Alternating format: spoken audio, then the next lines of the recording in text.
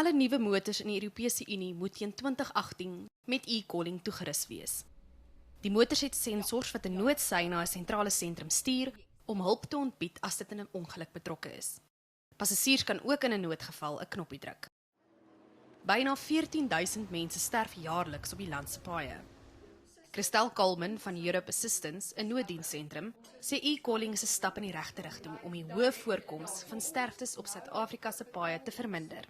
Wat hulle gevind het in Europa is die groot voordeel gaan wees, hulle gaan soveel as 60% van padongelukke, sterftes en padongelukke kan voorkom, want hulle gaan vinniger by die mense kan uitkom om hulle by die hospitaal te kry. Kalman sê sekere voertuie beskik reeds oor die hardeware, so dit sal nie moeilik wees om die stelsel te installeer nie.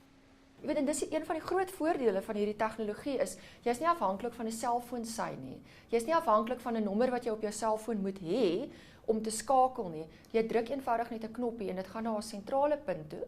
En van daar af word die naaste nooddienste dan nou gemobiliseer. Kalman sê nes in Europa moet die regering die dryfveer agter die inisiatief wees, maar dat die private sektor ook moet saamwerk. Karla Kutse, Unies, Johannesburg.